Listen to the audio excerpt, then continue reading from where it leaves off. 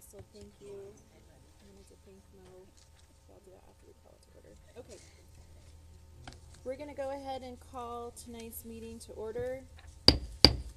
And we'll start with our welcome and roll call. And before we start with our welcome, I wanted to thank Mo for getting everything set up with our recording and with all of our media communications. I appreciate that his willingness to come in after hours and to be flexible with his schedule for the city of Safford. We really appreciate that. We could not do any of this without you. So thank you for your work. Okay, we're going to start with our roll call, and it looks like everybody is present. So we'll just notate all commissioners are present. And I'd like to welcome our new commissioners, Ori Botter? Botter? Yes, ma'am. Okay, Ori Botter and Robert Hernandez. Yes. They were just appointed new commissioners on December 12th. So welcome. Welcome. Thank you. Thank you. Thank you for your willingness to serve and to volunteer your time to the city of Safford. I also would like to read a statement.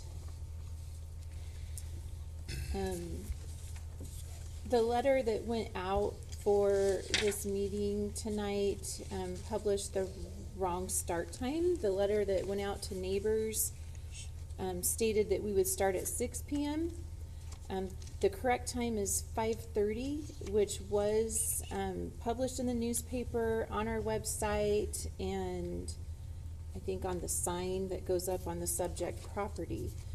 We're still going to start at 5:30, but however, because of the error in the letter to the neighbors, items number 6 and through items number 10 will be discussed after 6 o'clock. We're going to make sure that everyone has an opportunity to comment and give everyone an opportunity to speak. And if anybody comes in after a vote was already taken, then we could elect to reopen the vote and discussion to allow the public the opportunity to comment. After 6 p.m. Okay, after 6 p.m. Okay, so if that's okay with everybody, I do need a motion.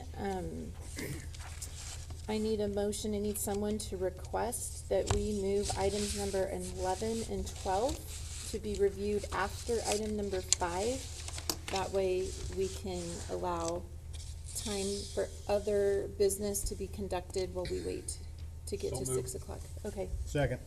All right, we have a motion to move items number 11 and 12 to be reviewed after item number 5. All those in favor say aye. Aye. Okay, motion passed. Thank you.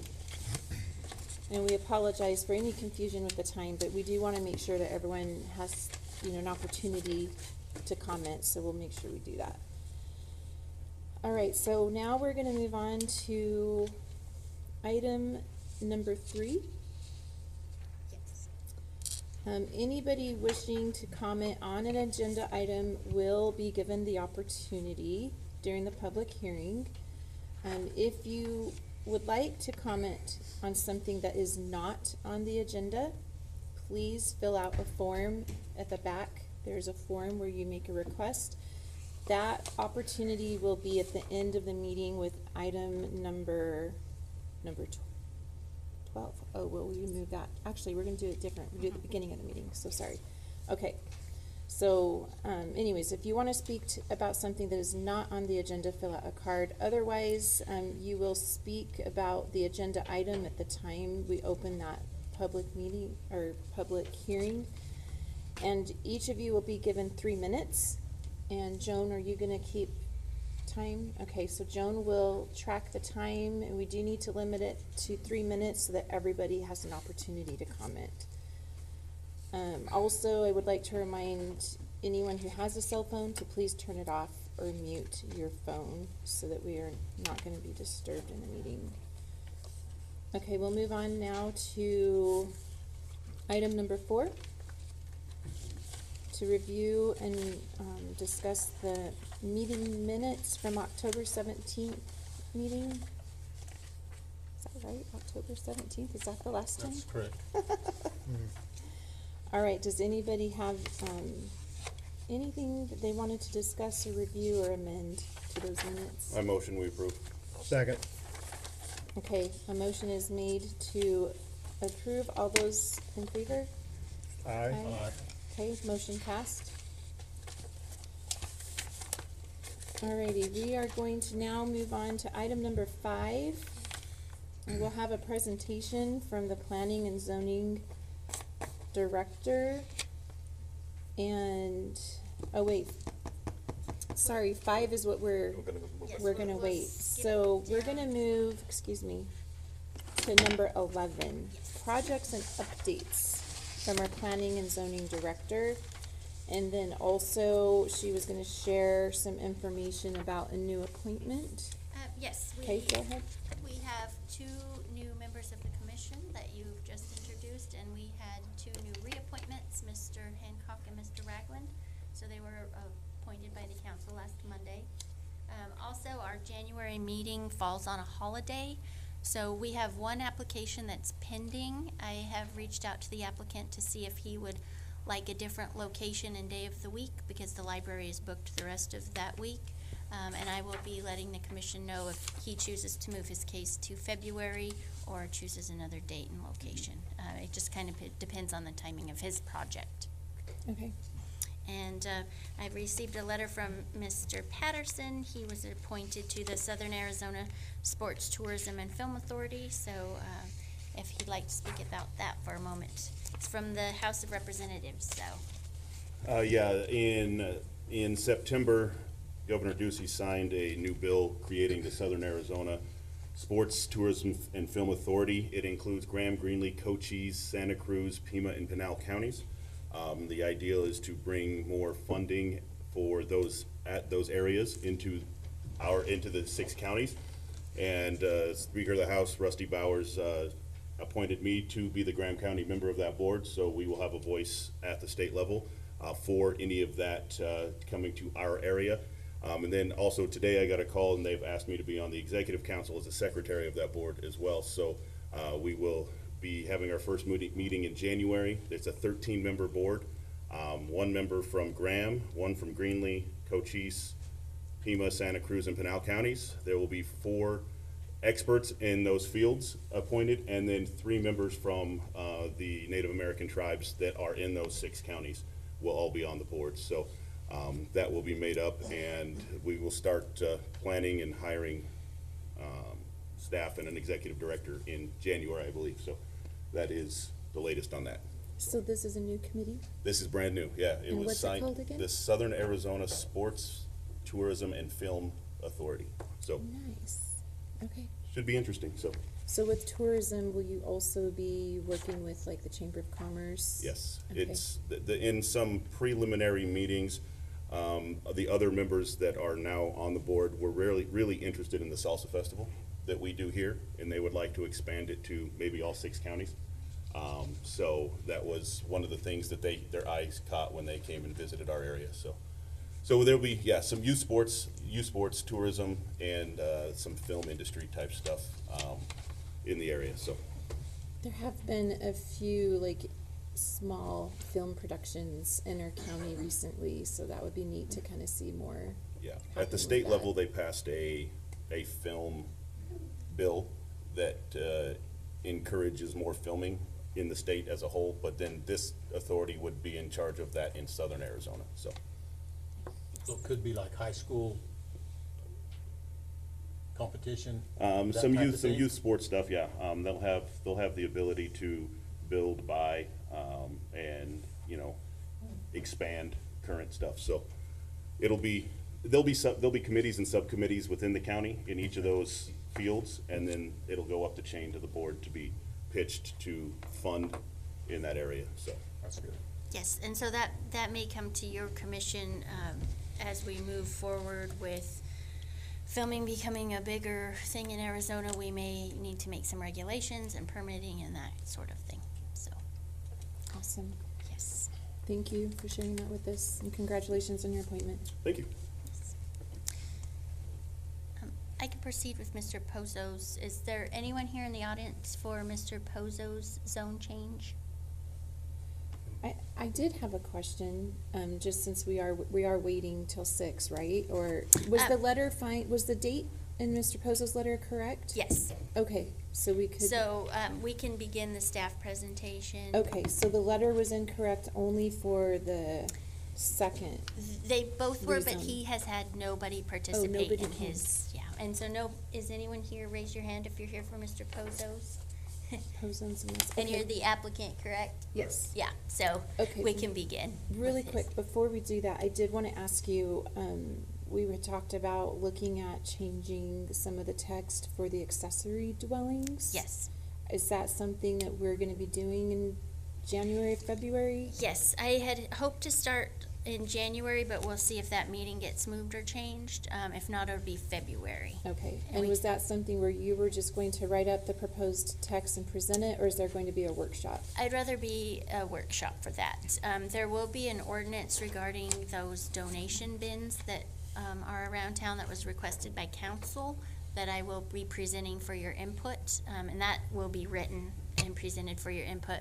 But for the accessory dwellings, I'd rather have workshops. Okay, and the workshop would include everybody on the commission, or? Yes, and they'll be publicly noticed. Okay, Yes. and then is the workshop something that is held on a different night than our regular meeting? It can be, yes. Okay, And so that's something, and with new commissioners, if you'd like to keep meeting at 5:30, you can. That's something you can discuss about changing the time as well. yeah, it was brought up with, this error that happened, the city council meets at 6 PM, but we've always met at 5:30 PM, so maybe just think about if you guys want to move to 6 PM, or if you wanna leave it at 5:30 PM. If we move our meetings to 6 PM, it would be more consistent with how our city council meets. I'm fine with either one, we don't have to make a decision tonight, but think about that, and maybe we'll discuss it in January.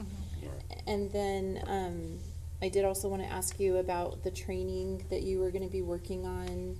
Will that also be considered a workshop? Yes, Okay, yes. And So- so, we'll be giving you the newest Open Meeting Act pamphlet, and then 2 new commissioners received those, and then we'll be building commissioner handbooks for everyone. So you'll be receiving those in January as well. okay, and then also an in-person training. Yes. Okay. And so we'll be sending out an email to see when you're available. It has to be publicly noticed, but not the 15 days in advance. So the notices aren't as stringent on those. Okay, thank you for putting that together, appreciate it. I don't think we've had any formal training since 2016. Yes, so. And so we'll I think start that would be nice to do a review and also just, some training for the new members and, I Amen. purchased a group training from the American Planning Association, and so it should be online. A lot of those you should be able to do at home, and then we can discuss it in the meeting as well. okay, we appreciate that, thank you. Okay, then we're gonna go ahead and move, on to item number 12. Is there anyone here that wants to discuss a non-agenda item? Have any cards been turned in For non-agenda. non-agenda. for non-agenda? Okay.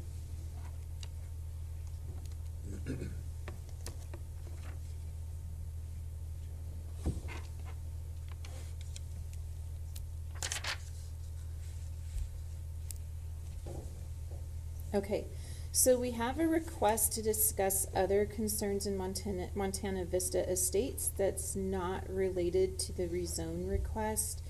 And it is, I believe, is it Jerry Bowman? Bauman? Boffman. Okay, Jerry Boffman, go ahead and you can approach the podium and we'll go ahead and listen to your comment and you'll have 3 minutes. We cannot comment on it, though.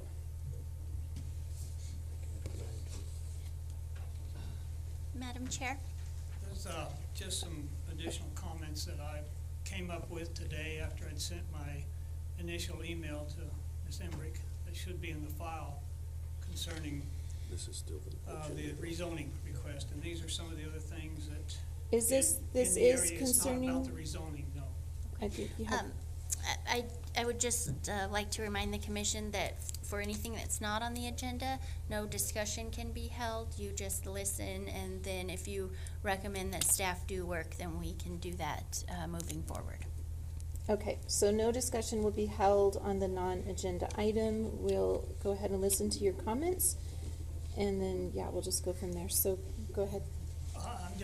I've been more of a point of interest on who has, I guess, for lack of a better word, authority over the current zoning requirements in our neighborhood. Because there's some new houses being built in there, and currently, the minimum or the maximum height from the ground to the block fences are not being adhered to because there's a lot of extra dirt that has not been removed yet. Who's gonna be responsible for that, to get the proper height and therefore get the proper grade from the yards into the street and the flow of water?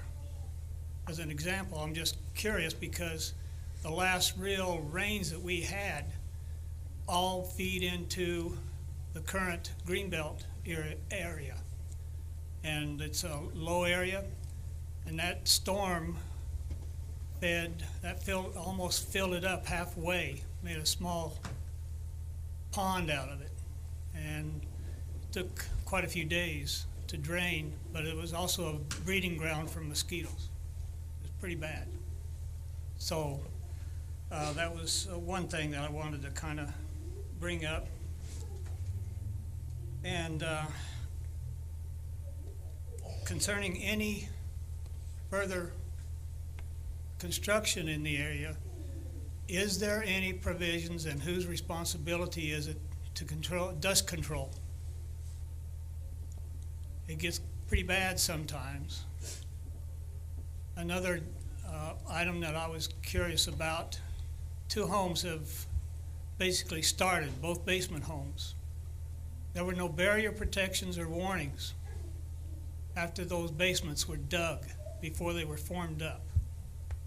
And fortunately, everybody was aware of it, and I don't know that there was any incidents or near incidents from any of the kids in the neighborhood, but might be something to take a look at and see whose responsibility is that going to be and provide some kind of protection, just any kind of fall protection from that. Okay, thank you. Is there anything else?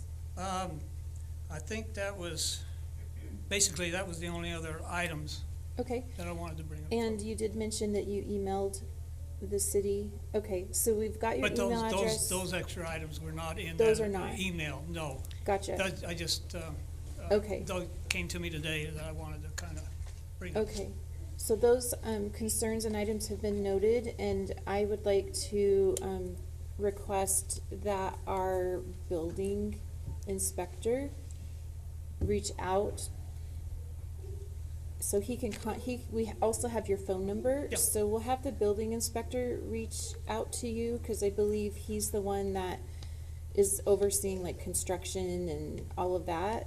He also can review the fence height and all of that. So will that be okay if he reaches out to you Sure. to go over that? Yeah, Okay, you bet, all right, thank you. you bet, thank you. Okay, anybody else want to comment on a non-agenda item? Yes, ma'am. May I comment? Yeah, we do need you to fill out a Already form did on a non-agenda. for non-agenda. May I But- speak to that? But yeah, really quick, we can fill out, I pulled out one for an agenda item, but since, do you have a non-agenda item also? no. Okay, so we will get to you during the agenda item, public hearing. All right then, sorry, we're doing things a little out of order. Okay, so we're gonna move on now to item number 6. So we're gonna close the regular meeting. So we're now closing our regular meeting, and we're gonna open up for the public hearing. We need number 5. Do we need number 5? For which one? We could do 5 We could now. start with 5. Yep, that's what we're doing right now, I think. Oh, Yes, fine. sorry. Yeah. We're not, okay. Sorry, number 5. Okay, so now we're gonna review our staff presentation on item number 5. This is the rezone application, request Z 56-22 for parcel number 10219-012. So we'll go ahead and hear from our Director of Planning and Zoning. Yes, good evening, Commissioners, Madam Chair. Staff requests that the Planning and Zoning Commission hold a public hearing on a rezone application and provide a recommendation to the City Council along with a statement of the Planning and Zoning Commission's reasons for the recommendation. The Planning and Zoning Commission and the Planning and Zoning Department have received an application from Randy Pozo for Graham County parcel 102-19012. The rezone request is from the Conventional Manufactured Housing District to the R2 Multiple Family Residential District. The property is currently vacant. The previous single-family home has been demolished. The R2 residential zone covers the portion of the city which is primarily suited for residential development, represented by a commingling of one-family, two-family, and multifamily dwellings, plus parks, playgrounds, schools, churches, and other community facilities designed to serve residents of the zone. This zone is characterized by a more compact and denser residential development than is allowed in the R110, R16, and R2A residential zones. Per zoning ordinance section 17.20.020, the applicant is required to hold a neighborhood meeting on the rezoning prior to going before the Planning and Zoning Commission. A meeting notice along with the rezoning application was mailed to all property owners within 300 feet of the property. The meeting was held on November 17th at 5 p.m. at the City Annex. Applicant notes from this meeting are attached. No correspondence has been received by staff. General plan compatibility. Section 17.04.020, intent and purpose of this title. The intent and purpose of this title is to promote the health, safety, morals, convenience, order, prosperity, and general welfare of the present and future inhabitants of the city by guiding development within the city in accordance with the general plan, which plan has been designed. To encourage and facilitate orderly growth and development in the area, to create conditions favorable to prosperity, civil activities, and recreational, educational, and cultural activities, to facilitate adequate provisions for transportation, water, sewage, schools, parks, and other public requirements, to reduce the waste of physical, financial, and human resources resulted from excessive scattering of population, to secure safety from fires, floods, traffic hazards, and other dangers, to lessen congestion in the streets, prevent the overcrowding of land, and provide adequate light and air, to stabilize and improve property values, and to promote a more attractive and wholesome environment, and to comply with Arizona state statutes. All amendments to this title must be made in accordance with the general plan. It shall not be amended unless it can be shown that is changed or changing conditions make the proposed amendment reasonably necessary to the promotion of the purposes of this title. The sections of the general plan that are cited in this report are changes in housing demand. Housing demand is changed because of major demographic shifts. These shifts include the aging of baby boomers, a decrease in household size, changes in family structure, and the fact that younger adults prefer urban mixed-use environments. Section 7.1, creating livable communities. Goal number 1 is to support a housing strategy that encourages the development of quality, livable, viable residential neighborhoods within the economic reach of residents of all income ranges. Mr. Pozo is requesting to change the zoning to utilize more of his property. The adjacent properties are residential with a mix of commercial uses across 7th Street. The city of Safford has a lack of housing options, and this will encourage infill development in the area. Staff is recommending that the Planning and Zoning Commission recommend to City Council to rezone Graham County parcel 10219-012 from conventional manufactured housing district to multiple family residential district for the following reasons. The city of Safford lacks housing in all ranges and varieties. Staff has spoken with local realtors often about the subject. This area has a mix of commercial and residential properties currently, as well as new and older developments. Your packet includes site photos, a rezone application, neighborhood meeting notes, and the map on the screen is the subject property. With that, I will stand for questions. Okay, thank you. Does anybody have any questions for Director Embick? Just a comment. I'm not sure they can hear you. Can? Okay.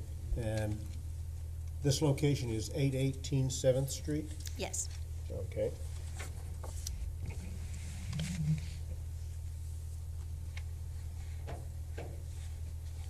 Okay, no questions? I don't really have a question, but more of just a point of observation, I guess.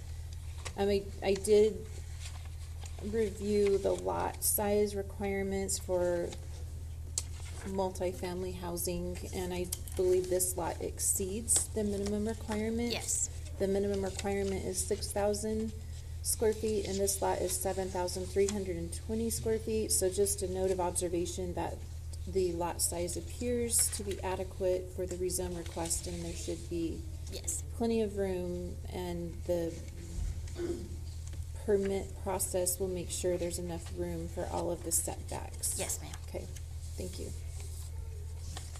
Question. If this were approved, how soon do you anticipate they would start? That would be a question for Mr. Pozo, and he is here and will be available for questions Okay, in the so public. any questions for Director Embick? No? Okay. All right, so we'll move now to item number 6. Yes. We'll close our regular meeting and open up for a public hearing for item number 6. And we will give the applicant an opportunity to do his presentation. So, Mr. Pozo, if you would like to come up and introduce yourself and share with us anything that you would like us to know about your request.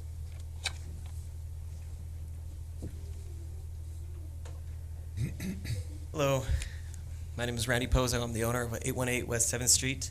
Thank you guys for having me here today. I am looking to, zone it to R2. We are looking to improve the property. Previously, it currently had an abandoned structure. I think it's been abandoned for over a decade. Purchased it recently, just a few months ago, and we have now just demolished it. I've had neighbors coming up to me thanking me because it was devaluing the neighborhood. And so we are looking at building a duplex, in a luxury duplex. I know adjacent to the property on the west side, there's already a duplex. Also, just to the north side of us, there's also a duplex there. So we figured it'd be a great fit to meet the need, the housing shortage that we are suffering. And this would just help fill that small gap. I'd like to open up some questions. I know you brought up a question, how soon we develop. As soon as we can get approved, we'll start breaking ground. Thank you. Any questions for Mr. Pozo? Will this be a rental facility, or? Correct. Yes. Yeah, it'll be a rental property, and it'll be professionally managed by a property management company. So we'll be screening them, going through the whole background process. Yep. What's the square footage of each unit there? We're looking at about 1,300. So 1,300? 1,300 square feet. Yeah, 3 bed, 2 baths. Three bed? Mhm. 2 bed? Yep.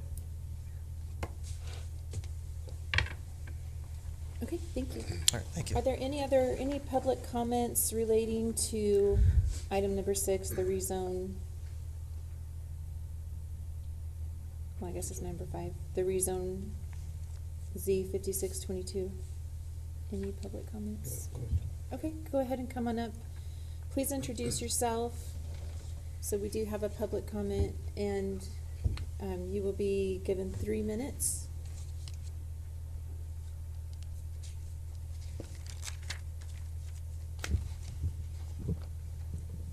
Okay. Sorry, it's a little far out. Good evening. Good evening, Madam Chairperson, Commissioners, ladies and gentlemen.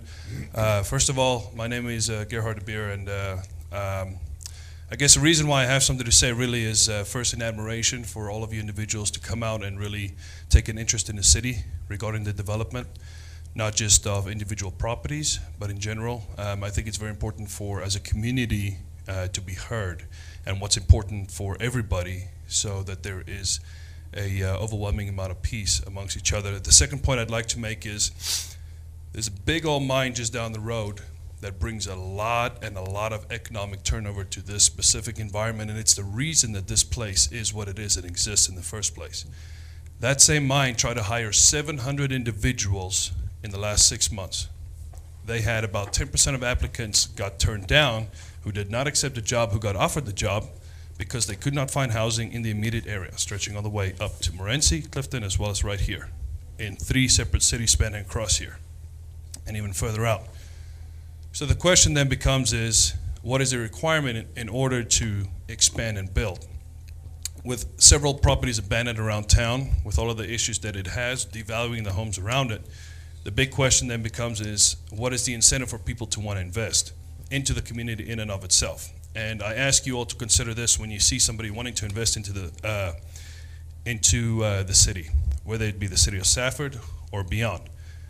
It is important for each individual to understand that every individual that is hired by the mine brings a huge economic turnover to the city, which means that everybody who works in the service industry, owns a business, sells a product, whichever it be, gets to have a part in that economic turnover, in addition to those employees dealing within those benefits. I'd also like to mention that the only incentive for people to invest is if there is any chance to have any sort of profit to be turned. And I say that with a very big asterisk. And the reason is I do mortgages for a living. And we used to have 10 people walk through the door, 5 people are able to qualify for a loan, and about 2.5 of those end up pulling the trigger in terms of purchasing a home. So, with that being said, with the current interest rates, the market where it's at, where it used to be 10 people walk through the door, I'm sorry, I'm using a bad number, let's use 100 instead. Very bad example, if we could rewind. We have 100 people walk through the door. Now only 10 can qualify instead of 25, and of those 10, now 5 go through with the process. So we used to have 12 or 13 people buy a home. Now we have about 5, where now you got a fifth of the people qualify for it, given the current economic circumstances and environment. And it has impacted every single one of us sitting here. So if there's no chance for investment to increase the economic turnover for this town, because somebody cannot qualify for a home, which means that there's less of an incentive to actually build a home and expand the communities and actually want to invest and develop the properties in single-family residences. Properties are not appraising because people aren't buying. So the only option left to expand that housing environment is to go with a multifamily unit, excuse me. And unfortunately for a lot of people, it's not within their zone of comfortability of what they would like to see around them. However, it is the only way to keep continuing to grow the town and increase the economic development. Thank you for having me, and here are my comments. Thank you. Thank you. Okay, does anybody else want to comment specifically on the rezone request Z5622 by Randy Pozo? Okay. Okay, so now we will close the public hearing for this rezone request, and we will enter into regular meeting, although we do need a motion for that. So do we have a motion to close and then enter regular session? So move. Second. Okay, we have a motion. All those approved? Aye. Okay, thank you.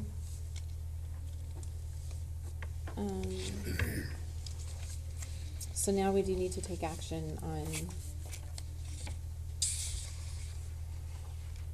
We're at number 7 now. this request. Yeah, number 7. We need to review rezone request 75622.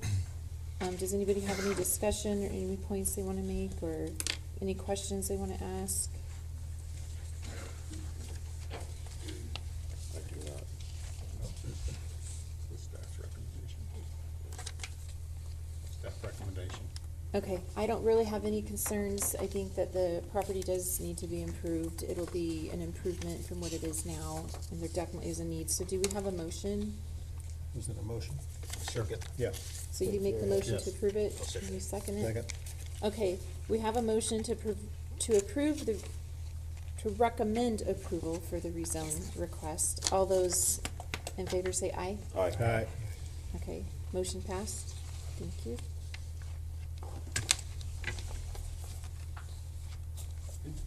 Excuse me, and just so everyone's aware, it's a recommendation to the Yes. city council. Yes, sir. We do not approve or deny rezones. We only make recommendations to the city council, and yes, so we do just make recommendations.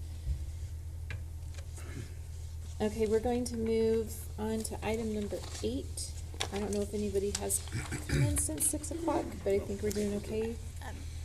One gentleman did, and he presented a paper, so it's 11 after, so. Okay, so item number 8, we will now have a staff presentation on the rezone request Z 5722 from Eldon Engel to rezone from R110 single-family residence to R2 multifamily residence, and we'll now hear from Director Embick.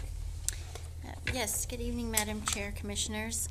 Staff requests that the Planning and Zoning Commission hold a public hearing on a rezone application and provide a recommendation to the City Council along with a statement of the Planning and Zoning Commission's reasons for the recommendation.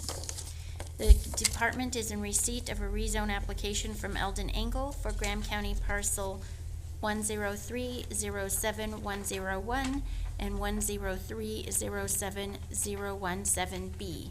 The rezone request is from R110 Single Family Residential to R2 Multiple Family Residential District. The property is currently undeveloped.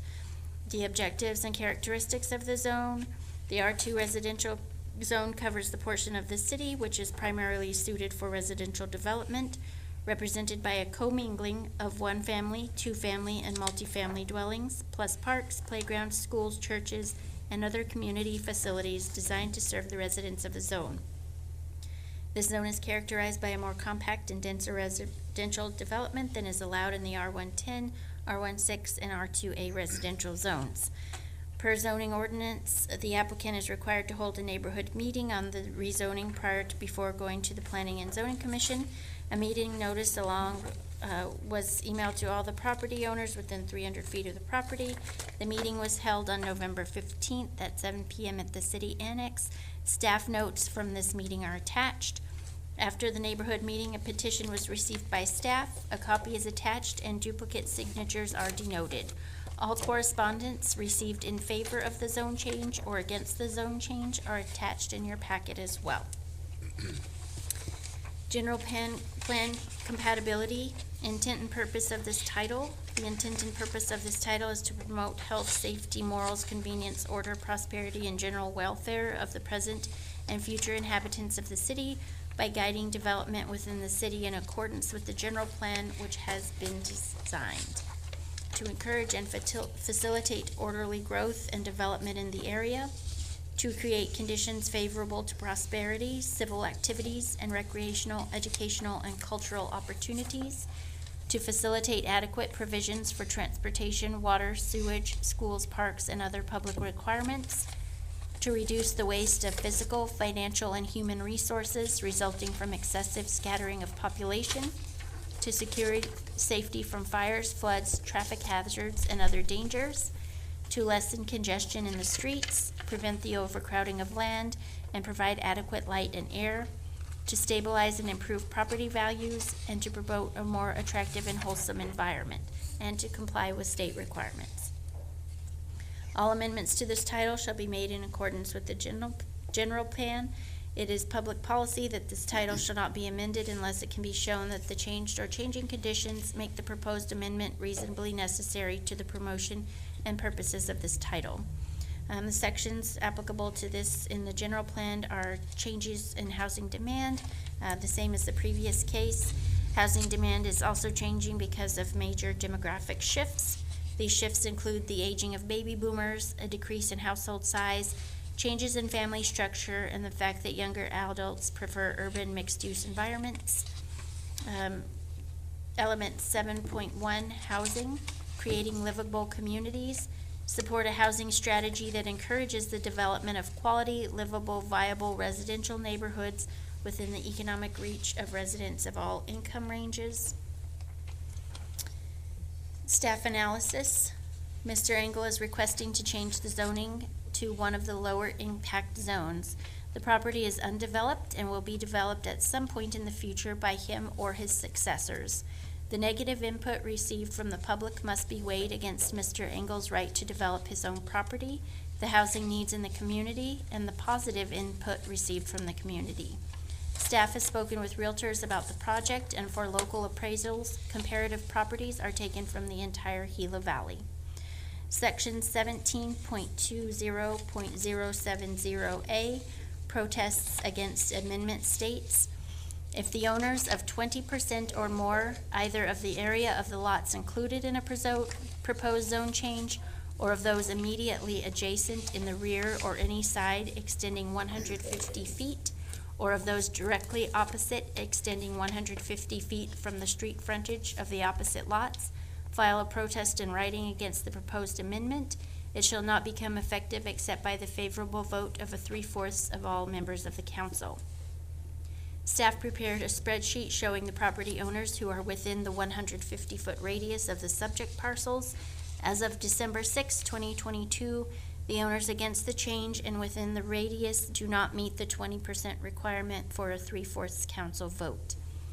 It is staff's recommendation that the Planning and Zoning Commission recommend to the City Council to rezone Graham County parcel 103-07-101 and 103-07-107B from R110 Single Family Residential to R2 Multiple Family Residential District for the following reasons. Number one, the City of Safford lacks housing in all ranges and varieties. Staff has spoken with local realtors often about this subject. Number two, the proposed multiple family housing zoning will be less impactful than other options such as C2 highway commercial. 3, the area has a mix of commercial and residential properties currently, as well as new and older developments. 4, the concerns of the neighbors will be mitigated by the development review process. Arizona Department of Transportation will be involved in any additional driveways off of Highway 191 where these parcels are fronted. Attachments are site photos, the rezone application, neighborhood meeting notes, the petition, correspondence, and ownership data from Graham County as of 11/30/2022, and I will put the map up for your reference as well. With that, I will stand for questions.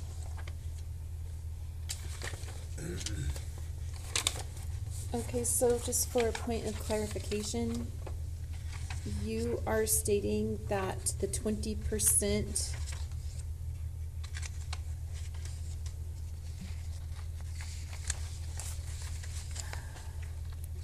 the 20% is applying only to those that are in that 150-foot radius? Yes, and so there is a spreadsheet in the back of your packet that shows the owners that were in that 150 radius and the communication, either no contact, in favor, or against.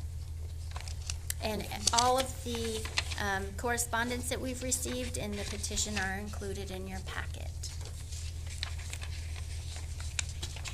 Okay, so 20% requirement is not met, which all that means is when the city council votes, Yes. they don't have to follow the 3/4. Okay. Yes, they could still pass it. If it was over 20%, they just have to have a 3/4 vote. So this petition that we received that has signatures on it, are some of those signatures beyond the 150%? Yes, Okay, and the ones highlighted in yellow are duplicates. okay. But I will recognize that they do still have a right to comment and Yes. to voice their considerations. So even if you're over the beyond the 150%, we'll still consider your comments and we'll still consider your concerns. Yes, They're just not part of that requirement for the 20%. correct. Because a Okay. petition was submitted in writing, that radius is in there for that. But otherwise, anyone can have public comment. And any comments we've received are included, whether they were in the radius or not. Okay. And current zoning only allows for single-family residents. Yes. Okay. Do you guys have any questions for Director Imbeck? Okay, thank you for your presentation. We will now, item number 9, we will now close the regular meeting and open up the public hearing, which I would first like to start with the applicant. I'd like to allow the applicant time to present. Is the applicant here possibly, or is somebody here representing the applicant? Yeah. Okay, so we're gonna let the applicant present. Also, I forgot, I do need to read a statement. Sorry, I apologize. Jerry Hancock will be recusing himself, just for personal reasons. He will be recusing himself from any discussion or voting on this item. Okay, please introduce yourself.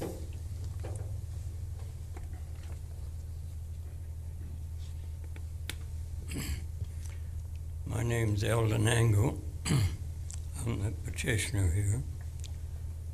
I'd like to thank Madam Chairman and members of the commission and the staff for allowing this consideration to come before the group. I'd like to give just a little bit of background regarding Montana Vista so people understand where we're coming from here this evening. Back about 2005, some of you remember, there's a Phelps Dodge began the Safford project, the mining company, and there was a lot of talk about how the workers are going to pour into the valley and the great need for housing. I owned a 28-acre field, and I'd been in building a little bit, so I decided, well, let's turn this little farm into a nice subdivision. And that's what we proceeded to do. The engineers drew it up, 52 lots, and it's, if you've ever been to it, you'll notice that there's a circle around between the lots, forming a loop. And we decided just to develop the north half first for economic reasons. So in 2007, we had about 8 houses built and sold, and the future looked real rosy. We thought things were really going to turn out well for us. And then, as you recall, about December 2007, the Great Recession came. A good part of the people that bought the houses were working for the mine. The mine started firing their employees, and several of these workers living in the subdivision had to move on to find work elsewhere. They lost their homes. It took about 12 more years before the remaining lots were finally sold, about 2020. Some years we sold no lots at all, and we paid property taxes right along with them, and that was a disadvantage to us. But anyway, by this time, I'd reached not my 90th year, and I lost my enthusiasm for developing. And so I sold the south half to Forrest Wright, who owns it now and who went ahead and developed the rest of it.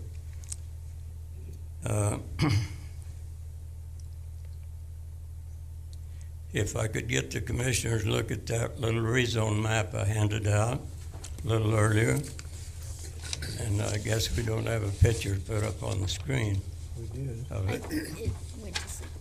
There we go. But anyway, the 2 lots in question are right there next to Highway 191.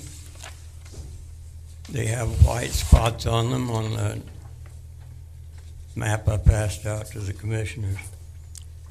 Now, if you look down into the subdivision, the south half, you'll see 9 lots that have black spots on them. Those belong to Forest Right, the developer. And you'll notice 5 lots with red spots on them. Those belong to my family. If you look to the south of the subdivision, there's some contiguous property there. You'll see a house with a red ring around it. That's my house, my personal residence. And the red spots represent some little parcels of land that I own there. The point is that Forrest Wright and I own a good number of lots, property, and we want the property to retain its value and be desirable to future buyers. So we have a vested interest in it, money-wise, as well as a desire to make it an attractive place. Now, some property owners fear the aesthetics, the beauty of the neighborhood will be adversely affected by having multifamily dwellings built on the frontage. Forrest and I disagree with that, and I have a picture here that I think everybody can see. That May I ask a question? yes. So you are planning on developing this, oh, right here, sorry. You're planning on developing this land yourself? Is that the plan? The frontage belongs to me. Yes. Okay. Yes, ma'am. I don't plan on doing building on it. I have the land and I'm trying to get it rezoned. I have people that are interested in building duplexes or multi-family dwellings on it. That's why at this point. So these plans that that you're showing us, that you just covered up, is that those are your plans of what's going to be built? Yes, ma'am, I'll get to those in Okay. just a moment. Thank you. Now, if you look at this property, it doesn't look very beautiful to me, aesthetically. I've had it for over 40 years, and the only thing it's raised is weeds, and gives me a lot of exercise. And I pay taxes on it, about $700 and some odd a year taxes. Now, this property could be made valuable. It could fulfill a good purpose for the community. We think by rezoning it to multifamily housing, so that nice houses can be built on it and increase the beauty of it.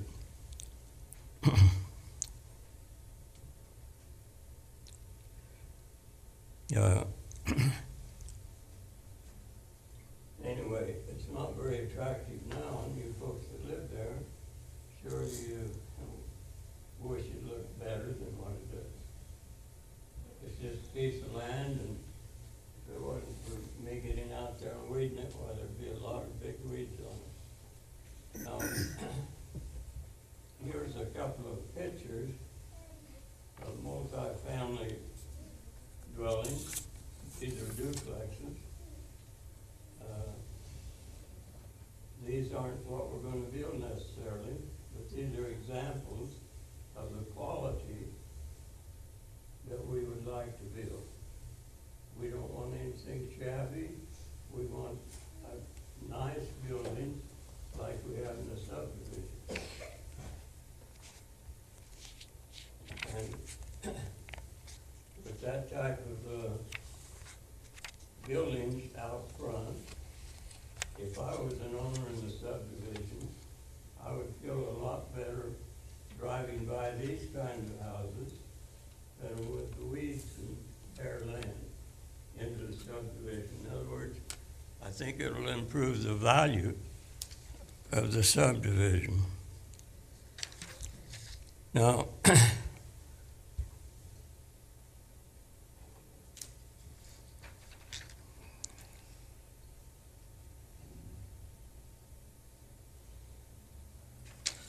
okay, I'd like to talk a little bit about renters. Somebody commented that they wouldn't like renters in their neighborhood. I've been a renter. I was a renter in my earlier years. And I think I took good care of the property I rented. And I suppose a lot of you have been through that experience as well. In the CCNRs for the Montana Vista subdivision, it allows for the homes there to be rented. And some have been. I've never heard a complaint from anyone that the renters there were bad people or caused a disturbance. It seems to me like that if you have good quality buildings to rent, you get good quality people to rent them because the rent is usually higher and only the people that are industrious and so forth, generally speaking, can afford them. Now, a traffic issue comes up, and I'd like to read a quote from the petition to stop the rezoning that somebody submitted. It goes as follows. As the duplexes would be located on both sides of the entrance to our neighborhood, we believe this would increase the traffic into our small neighborhood, posing a risk to the safety of our children.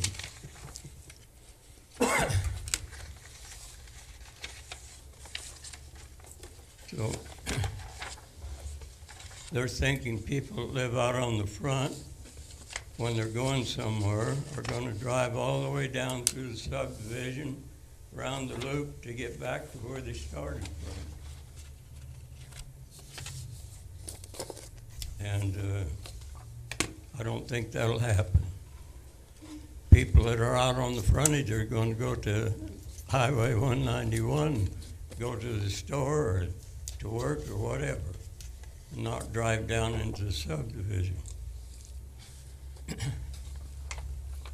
As I mentioned a little earlier, my home is just to the south of the subdivision on 24th Place. I face the same traffic on 191 as the people that come up Montana Way. Very seldom do I have to wait when I get to 191 to get on to 191. It's a 5-lane highway and easy to get on. If you have to wait, it'll just be a few seconds till you can get on. So again, that's not a problem. So I don't see traffic as being a problem.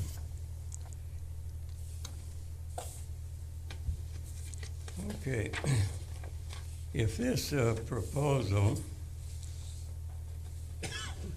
is accepted, there's few restrictions I'd be willing to put on the deeds, the warranty deeds that are passed on to the buyers. One is all structures will be single story, no 2 stories. There will be at least one enclosed garage per family unit, as you can see here in these demonstration pictures. All materials used in construction will be new material, no move-in, storage sheds, and so forth. We have a few of those in our north half of the subdivision now that's against the CCNRs, but they're there. Outside walls will be a stucco, which is more permanent than wood, as one of these houses is. Be stucco because it lasts for a long time. roofing material will be a minimum of 30-year lifespan, which I have on my house. No non-operational vehicles or junky material will be allowed on the premises. You have to keep the places cleaned up. Desert landscaping will be required, so there won't be lawns that get overgrown and so forth. In conclusion, the fact that these two parcels exist is a fact, a reality. They exist, they're there. Someday, if not now, something's going to be built on them, I'm sure.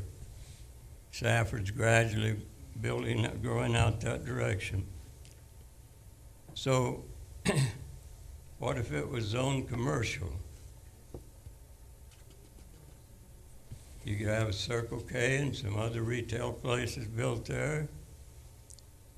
You could have storage units, which are pretty popular, larger apartment buildings, a hotel perhaps. We don't have a hotel on 191. And perhaps even a cannabis outlet. I think the safe way to go for all of us that live in that area is to go with nice multi-family units that have a long life and will increase the value of all of our properties. I thank you.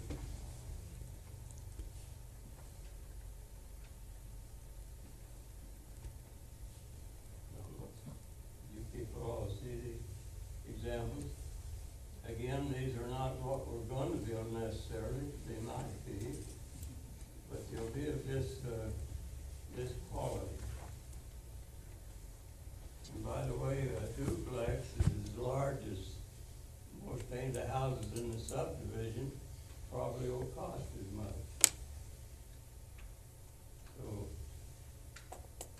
for those of you interested in increasing the tax revenue to the area, this little strip of land will increase the tax fold probably 15 times over what we're getting for it now, which will help us. So I see no negatives myself, and I'm an owner. Thank you. Thank you, Mr. Engel, for your presentation. Does anybody have any questions for the applicant? Okay, thank you. All right, we're gonna continue with public comments. I know there's a lot of people who want to comment tonight, so should we call them up one at a time or just let them go up? Yes, Madam Chair, and then if they have the same concerns, they all signed, I had them all fill out a form so that they could be passed on to the council. So if they have the same concerns as a previous speaker, they can just say, I have the same concerns, and we can mark that. Okay, so we do want to hear everyone's concerns, but we are just being instructed that if your concern has already been addressed, please just let us know And as then briefly as we'll mark possible the that your form. concern's been addressed. We are going to have to limit it to 3 minutes because we want to make sure everyone has an opportunity. So we'll just call on you one at a time. Once we're finished going through all of these, if there's anyone who did not get to speak, we'll give you an opportunity to speak. But we're going to start with these requests that have been filled out. Okay, so we're going to start with Dennis Stacy. Are you still here?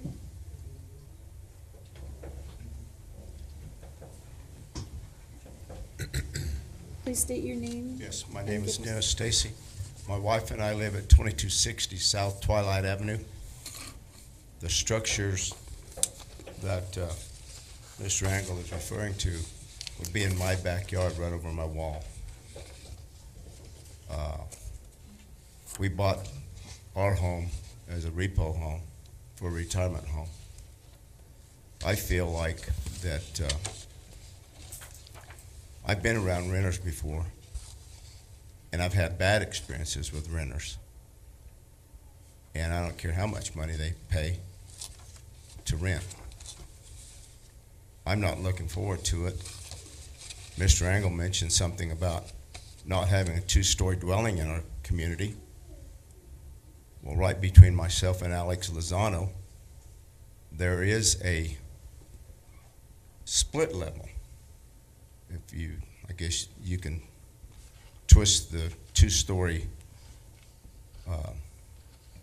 a little bit. But it looks right down in my backyard. And from what I understand, there were not supposed to be any dwellings like that. But I feel that it would reduce, it may be beneficial tax base for the city. But for me, I think I would lose value on my home having something, a duplex or a rental property over my back wall. So I'm opposed to this, and I'd like to know why we're not asking for a rezone of, I believe it's R1A, why we're not asking for that. So that's my comments. Thank you. Thank you. Thank you.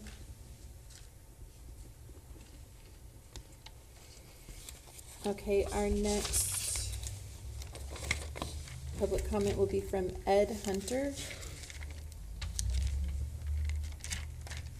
Is Ed still here? Yeah, he's still here, he's good. Okay. So what is an R1A? Yeah, do we ask him? We'll ask when everyone's finished. Yeah, we'll do that. Okay.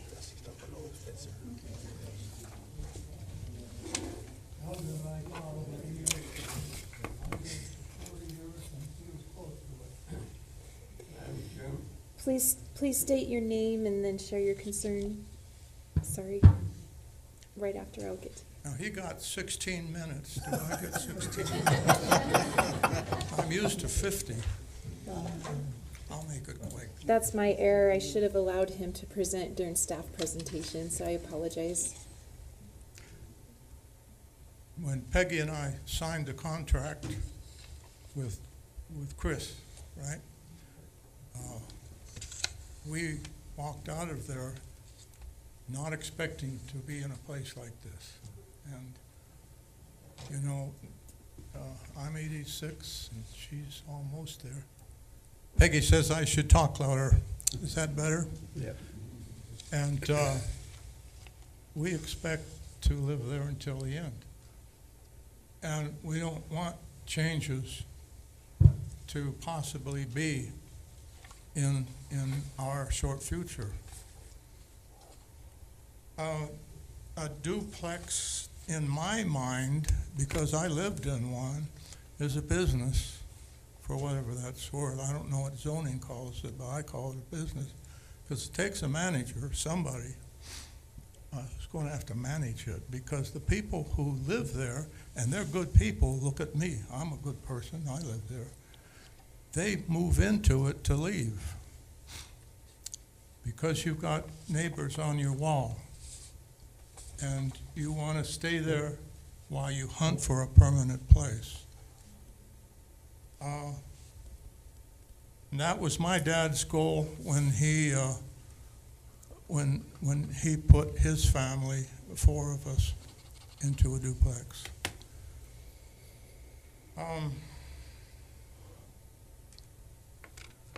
You don't look at it as permanent living.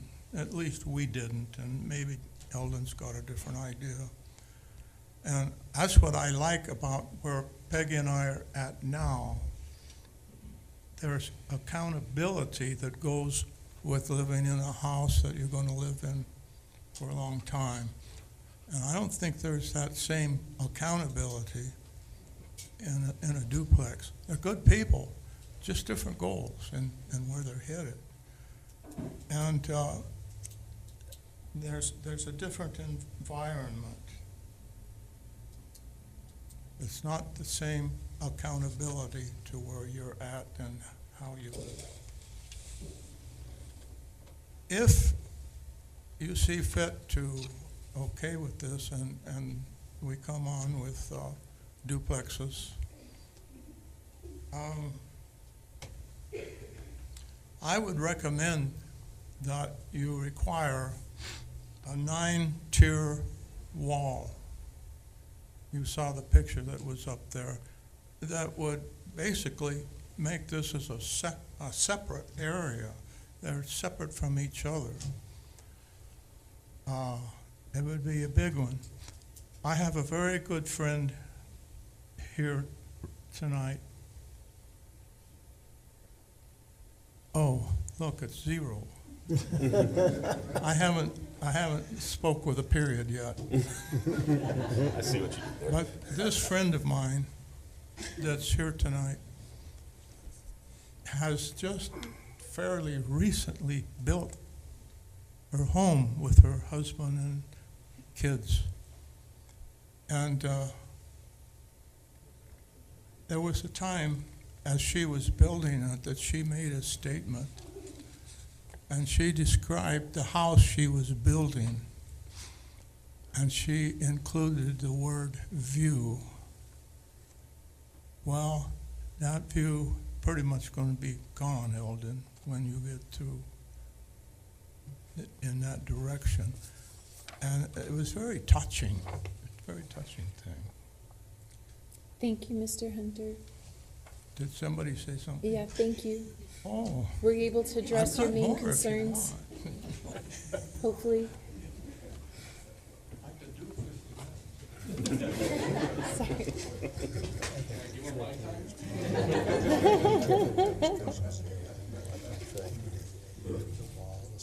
Okay, I'm probably gonna butcher this last name, but next is Michelle Hoschel? Hoschel? Okay. Gotta wing it. Yeah, let's see. Please So introduce many yourself and names. express and share with us your comments. I am Michelle Hoschel. We have not been in our home for more than a year at this point. And we did not expect to be here fighting this. If you look at the characteristics of R2 zoning, it is a more condensed area.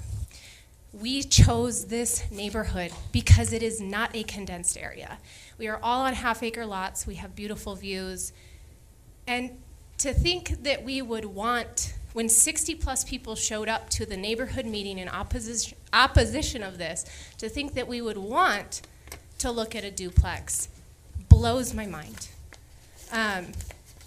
The other thing I want to address is the parking and people coming into our neighborhood. I don't know if you guys got a chance to look at those duplexes. When they have people over, where are they going to park? Because my answer to you would not be on the highway. It's going to be at the entrance of our neighborhood and along the streets in our neighborhood. Have you ever driven through Copper Canyon? We are trying to avoid that. If we wanted to live in Copper Canyon, we would have gone there. But we don't want to be in a crowded, condensed neighborhood. We have other areas in the city of Safford already zoned for R2.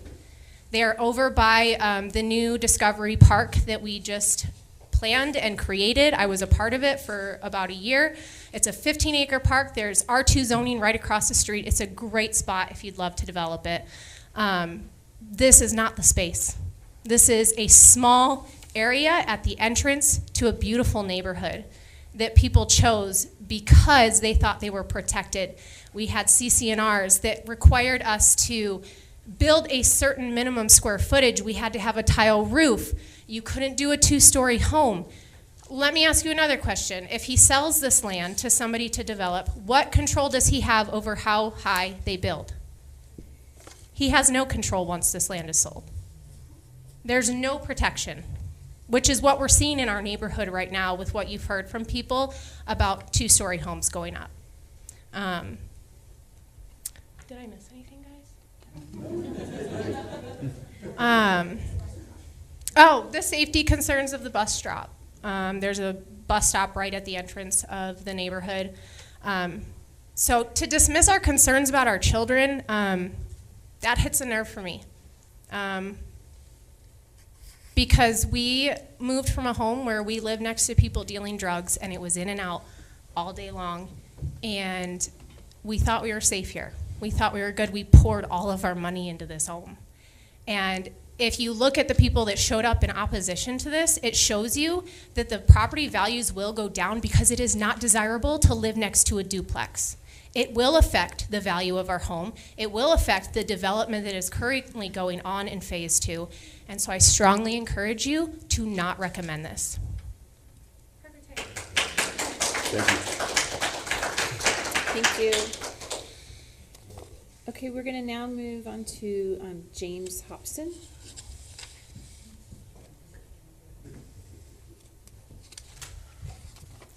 Hello, my name is James Hobson. My wife and I, Carrie, we bought a home in the Montana Vista subdivision in 2009. We've seen it all since we have been there. We were given assurances by Chris Engel. I didn't buy a home from Eldon Engel, and unfortunately, my issues have been very negative with the individual. My concern, can we please bring back that picture of the development, the Google Earth image, please?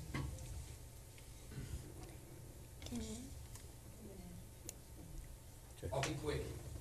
My issue is the entryway. Using the entryway for the Montana Vista subdivision to go directly into 2 separate developments. That's going to, once walls and structures go up, that's going to create line of sight issues. If you are southbound on 191 traveling at 45, which is the speed limit there, and you're trying to turn left into the development, you're not going to be able to see the entryway. You will have walls, there will be structures. The issue with traffic going in, where the mailbox is going to be. I would imagine he's going to put the mailboxes where the other mailboxes are, which are in the development. So that area there will be a turnaround spot. When I pull into the development now that phase 2 is done, I love to drive through. That's why I go in, I go right. The issues and questions about where their overflow are going to be. There's also issues, and I'm asking the commission here to please create a document concerning the road width of our subdivision. We've heard a lot of rumors that emergency vehicles cannot get through our road. And come there now during the holidays and see people legally parked within this development. You can't get a fire truck through there. I would like to see the fire chief to please write us a documentation saying they've done a safety assessment of the streets where we live. This will cause more problems. None of us bought into this. We all wanted to try to work together with each other, and I don't want to be here. I am sorry we're here. I'm concerned. I'm going to leave it at that. Thank you. Thank you.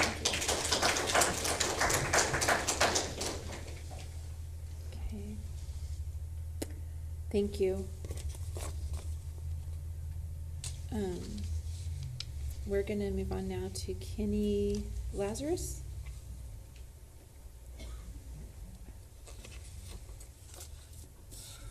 Good evening, and thank you for your time. My name is Kenny Lazarus. I moved here recently from Wyoming, 18 months ago roughly. And I can tell you, as a matter of fact, that a duplex will depress the values in that neighborhood. I lived in a neighborhood in Wyoming that suffered through that. And when I was getting relocated down here and I started working with realtors, every realtor that walked through my home told me, if your house was in this neighborhood, it'd be a $500,000 home. But it wasn't. It was a $330,000 home because of all the duplexes around me. Okay? So when I bought this house down here, the thing that appealed to me about this neighborhood is, one, the lot size, and the neighborhood is very appealing. These are all very nice homes, and it's a very well-kept neighborhood. And the last thing that I want is my house value to be depreciated. I bought a very kind of high spot moving in down here, and the housing market's going the other direction already. I'm already losing value on the house. I don't need more. And that's all I've got to say tonight. Thank you.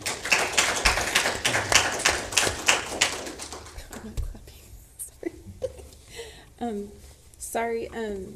There is a sound that keeps coming up. I don't know if anyone else is hearing it. Is it just me?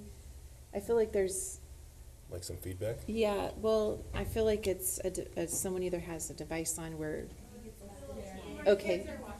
Oh, could they turn, I'm sorry, could they turn it down? I'm so sorry, but every time I hear it, it is distracting me. I'm sorry. Us old guys don't hear that. I know, I wish I didn't hear it.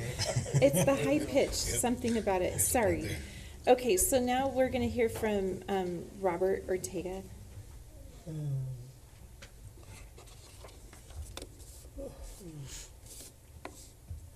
my name is Robert Ortega.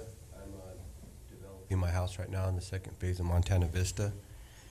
And about the R2 rezoning, I'm looking at the R2 multifamily residential zoning district 18.25.010. It is R2 multifamily rezone zoning district, and it goes over the different sections. And once it's R2 zoned, these are what could happen. It's a matter of fact if whatever this person buys it from him and rezones it. A, single-family dwelling including conventional site-built homes and factory-built modular homes only as defined as regulated in this title. B, condominiums. C, duplexes, triplexes, multifamily structures, apartments. D, residential facilities.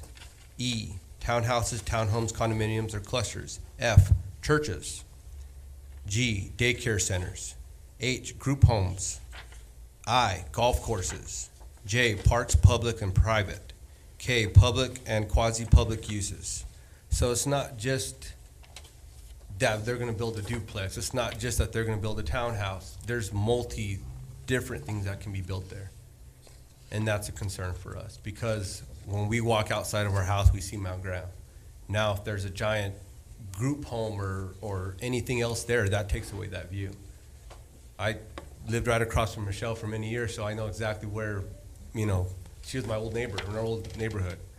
So we had the same issues of trying to get out of there and build something nice for my family and for my kids to have something that, have pride in. And I think anything of those categories bringing inside our development is going to devalue our homes. That's it. Thank you. Thank you. Okay, Jerry Boffman. Thank you again. Sorry not to bore you too long. Most everybody's stole my thunder again already.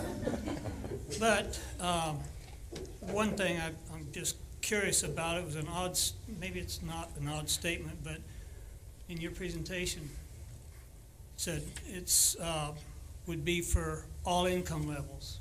Be nice to know what those income levels are. And that's not up there again.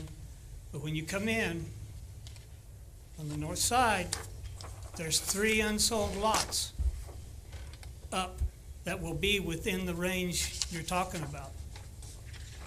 Where are their concerns going to be heard if you go ahead with this project when they build? I don't think they're going to be happy, or they may not. They may not want to move in there. Same concerns I have too is, as I expressed earlier, both these lots, I don't know exactly the elevation level, but they're higher behind Dennis's lot. So what is that going to have, what kind of an impact may that have for drainage? Where's it going to go? In his backyard? I don't know. The bus stop? Where are these people going to exit and entrance? And one of my major concerns is, it doesn't happen very often, but as you all know very well, when they shut down I-10 and they divert the traffic down 191, getting in and out of our area is going to be pretty difficult, dangerous too. And since we moved in there, which was about 2013, our kids' population has probably quadrupled. So I share everybody's concerns, even though we don't have any young kids anymore. I do have 2 grandkids that live around at the end of the street. And the other question our concern, that new house that's right in front of you when you come down there on the right hand, on the south side, that's going up, that peak of that roof certainly looks a lot higher than what was recommended or demanded in the CC&Rs. I think that was probably, like I said, everybody took my thunder, so I'm not sure where else to go. But major concern, again, is what's it going to do to the values of our home? I don't see any upside at all. And with today's market valuations, I'm sure all of your homes, you've seen a drop in the valuation of your homes. I think that probably about covers, like I said, they took all my thunder, Donna. Thank you. Thank you.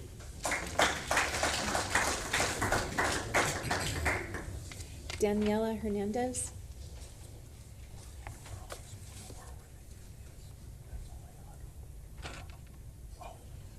I hope I can do this under 3 minutes, but since you share your story, I would like to share mine. I moved here from Mexico. As you know, Mexico is known for a lot of drug dealing.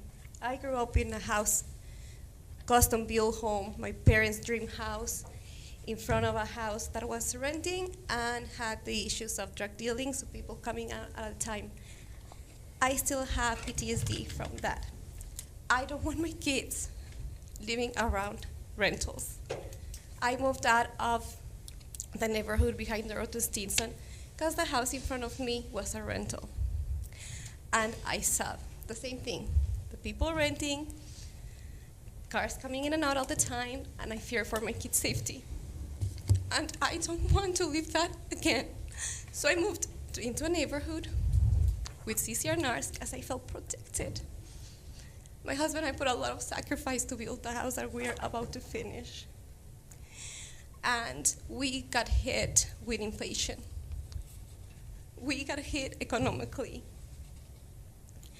And a house that we thought we had extra money to even do our backyard has been eaten up with inflation, and we are holding on to the value of our house to be able to afford it, to not be hit with a PMI. If this was to pass, I know other people who have not developed yet. This is not a community that has been fully developed. We are developing it. And it's going to hit us. And I work in this as a social worker. I know the need for housing, and it hurts me, believe me. I work directly with these people affected. So I understand those concerns, I really do. But this is not the place to build it, to begin with. And second, I don't believe it's going to fix it, because as I say, me and other people will get affected. And what happens with all those lots and all of these dream houses that now we might be pre-approved for something, but now our house will not even be appreciated for that. What's going to happen with this development? So I'm concerned for safety, I'm concerned economically, I am concerned developing-wise too. Those are concerns that, again, we felt secure and safe to build in that community because of the CCRs that he had established for us. So I think that I share a lot of their concerns as well. But this is my story and this is my concerns. Thank you. Thank you. Gavin Claridge.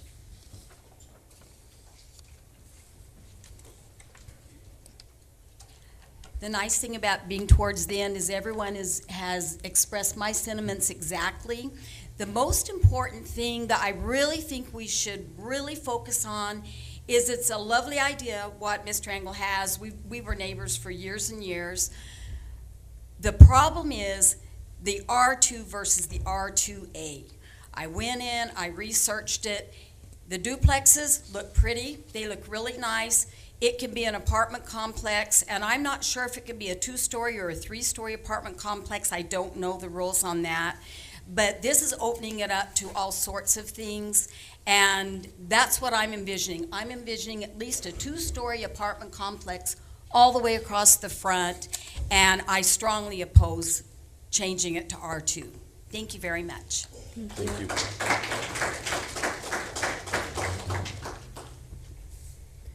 Matthew. Okay, we'll put him next. Okay, Gary Anderson.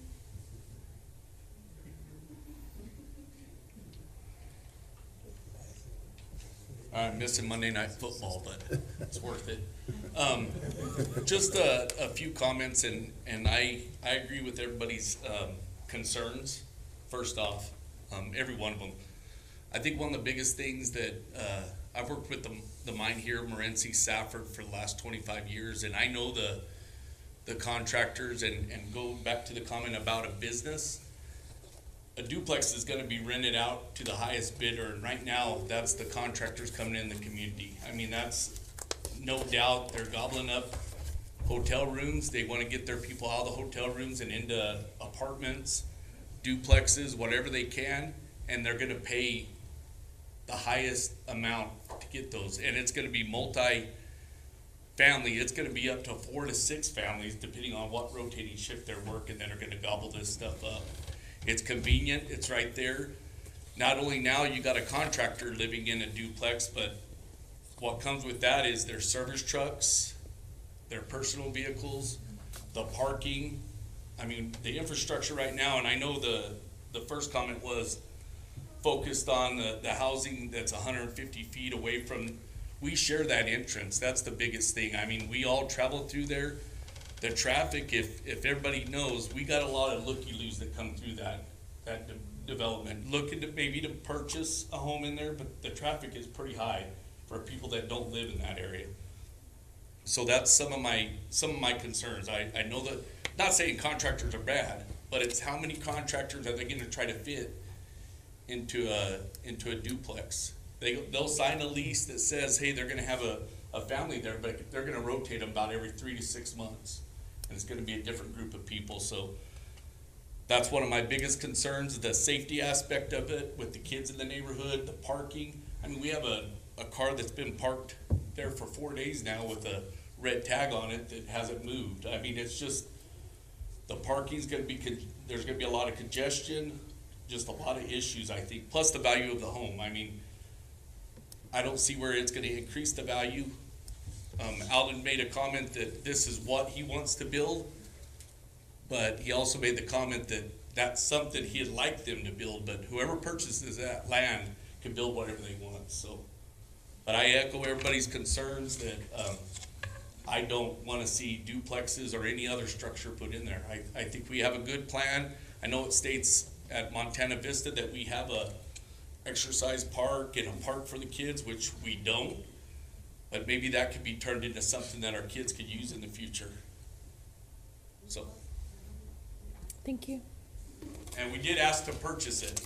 The community asked to purchase the property to turn it into something for the kids. So, but we probably are not one of the top candidates for the price. So, thank you. Thank you. Okay, now Matthew is it Hoschel? Hoschel? I don't know if I'm saying it wrong. Sorry. Matthew Hoschel.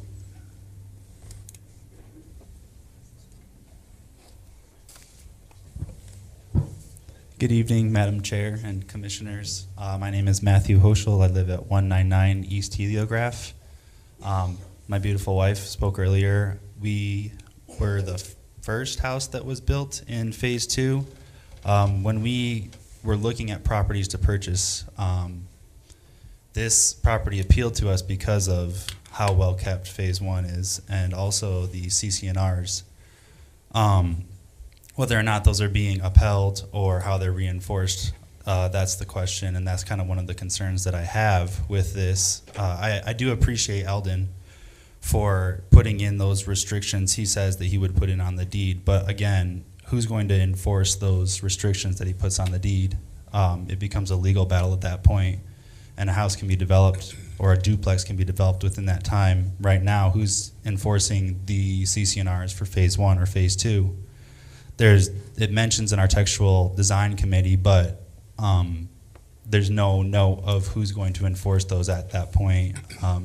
I have yet to see who's approving the blueprints for the houses that go up, like it says it's supposed to in the CCNRs. I would like to touch on a point that was made earlier about bringing revenue into the city and an economic driver. Yes, the mine is our economic driver for this community. There's no doubt about that. But if Freeport is really the one that's driving this, then why aren't they contributing to multifamily communities? There's lots of properties around the city that could be developed into that. These 2 lots that are in front of our single-family dwellings are not the place to have these duplexes. Look at in front of where all those properties that are for sale on Highway 70, how long have those been for sale?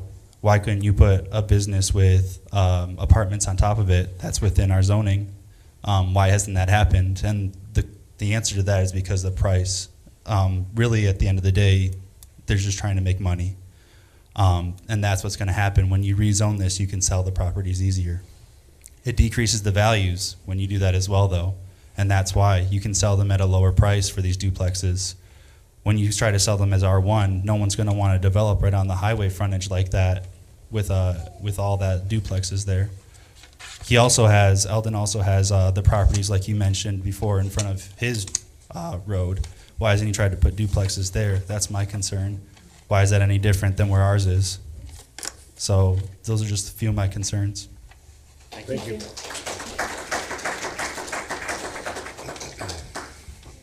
Okay, and Eileen Aaron?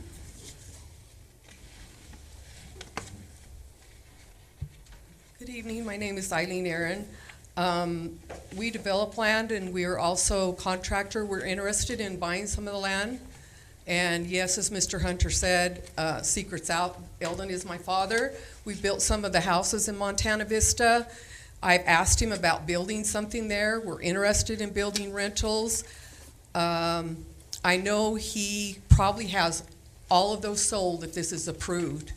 So he is putting in place for the buyers certain restrictions because he wants it to look nice. That's important to him.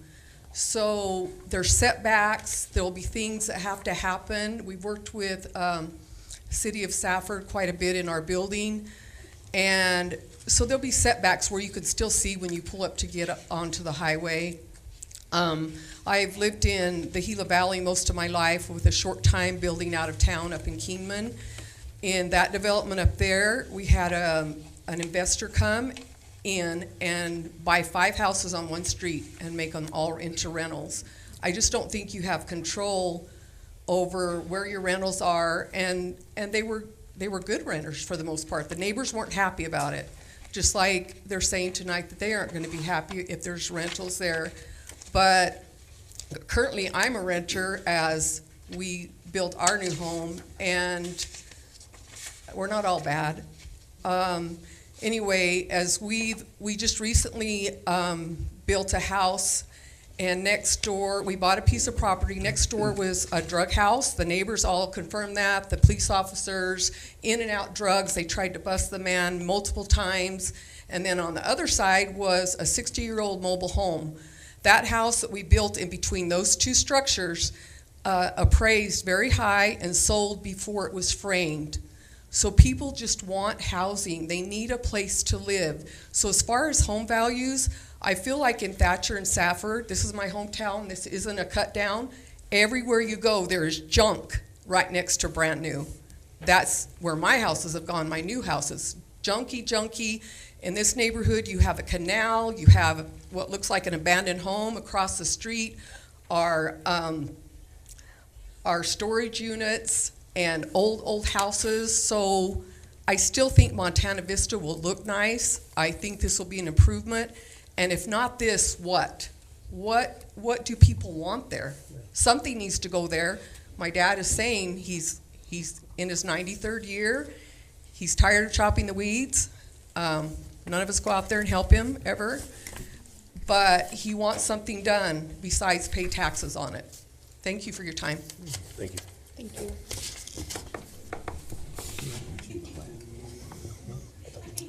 Okay, are there any other public comments? Anyone that has not spoken? Do you want me to go up there? Yes, please. Okay. I just really quick want to comment on the sale of the land. When we met at the neighborhood meeting, We as a neighborhood asked for a price. We wanted to create an HOA as a neighborhood and purchase the land, to which he did not respond or give us a price. So just so you know, like, we are that invested in this not happening that we were all willing to create this HOA, chip in together to buy this land. So just so you know. Thank you. Okay, I believe everyone's had an opportunity to speak. Okay, we have one more. And could you please state your name? Hi, I'm Joel Russell. I live in the first house as you turn into the development, and we've been there for quite some time, since 2008. My children have grown up there and have since gone off to college, but one of the things that was shared earlier that I have a concern with is the storyline, the narrative that gets put out there, that we want to go ahead and put these nice Google images that we found of just regular duplexes. But there's no limitation to what's going to be built there. And so I have a concern with that, because we've spoke about rezoning it so that you could have limitations on how high the structures are. My house being the first one, and the elevation of the property that's subject is quite a bit higher. So if we were to put a 40-foot limitation, which I think that's what it's designed to have with the zoning, then the very essence of the neighborhood's name, Montana Vista, would no longer be there. And that's a big concern, because as we all live there, we enjoy the view that we get to see of Mount Graham. So if we have apartment complexes put up, we're not going to be able to have that. Along with all the other concerns that everyone has brought up, I echo the sentiment.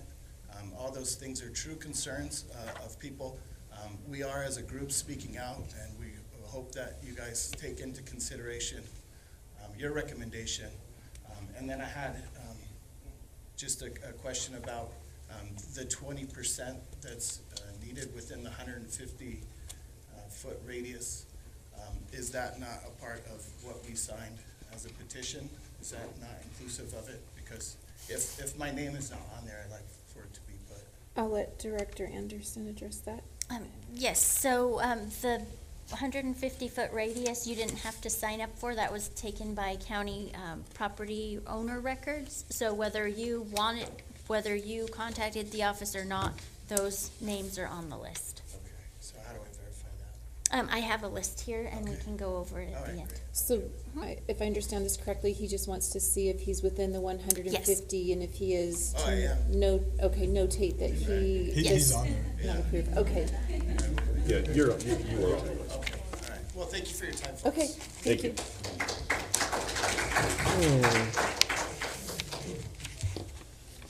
Alrighty, I think everyone, do we have anyone else? Did everyone speak? Did you? Okay, go ahead. Please state your name. Madam Chair? My name is Brian Matthews. I live in the neighborhood too. I know that they're saying that they want this to be duplexes and everything else, but if you look at the lot sizes and everything else, and I know it's a business, there's no way economically that they could do a duplex in there and be able to take it, make it viable, to take it and make back their money without having it go for 20 years. It just doesn't add up. So that's why they're not going for R2A. They're going for R2 so that they can take it, modify it, and do whatever they want to, so that they can make it a business and make it profitable. I'm against that. And like everybody said, there's a lot of good reasons not to do it, so please listen to what we have to say. I don't need to take and touch on all that again, but thank you. Thank you. Did you need something? Yes, everyone, I have a list of the property owners. If anyone would like to see it, I'll have it available after the meeting, and you can check that. Can you explain that again about the 20%? So are you including the houses that have not been developed, those lots as a percentage, as well as the one that's purchased that is for sale? Madam Chair? Yes, so any parcel that is within 150 feet of any boundary of these two pieces. So there are some across the highway, there are some in Montana Vista. Mr. Engel owns a lot of them. Mr. Wright owns a lot of them. And I do have the list of people who own them. So And it's- that is a state statute. State statute Yes. parcels within 100 feet, and these Yes. are all developed or non-developed, so vacant land also is Yes. included in that 100-foot radius. Yes. Okay, then, if, any other comments, just one last call? Okay, then we're gonna move on to item number 9.2. And I will need a motion. So moved. Do we have a motion to close the public hearing and enter regular session? Do we have a second? I'll second. Okay, all those in favor say aye. Aye. Aye. All right, thank you. So now move on to item number 10. Planning and Zoning Commission will discuss the rezone request for Z 57-22. I just do, before we get into discussion, I just do want to express that, we do take all of your comments seriously. We do, consider your concerns. That'll be, definitely is gonna be something that we discuss tonight. I would like to try to address the concerns as best as we can before we make our recommendation. So if you guys don't mind, I know this, will make it longer, but a lot has been brought up tonight about the different zoning options. So if you wouldn't mind, would you be able to can you pull those up? The current zoning and review with us what is allowed in the current zoning? And the current zoning is, have this right? It's R110. R110 is the current. So if we could just review the options for R110, and then the options for R2, which is what's requested, right? And then there has been some discussion about R2A. I would like to know the difference between those. Yes, just 1 second, the internet is a little slow. No, that's okay. I'm kind of putting you on the spot, so I If you'd like, I apologize. can pull it up. It may take a minute to load while you discuss other things. Okay, so yeah, I just want to be able to see, what are the current options and how do they differ from what is being requested? Specifically, I would like to look at, options for two-story, because that has been one of the concerns that's been brought up tonight, is, a concern for two-story. It's my understanding that the current CCNRs do not allow for two-story. Is that correct, Mr. Engel? Two stories are allowed at the east end of the subdivision. On the east east? side of Ladybug Avenue. There's only about 5 or 6 lots there that are 2 stories. Okay, so only the lots east of Ladybug are allowed currently to be two-story. Because they wouldn't cut the view to the mountains out here.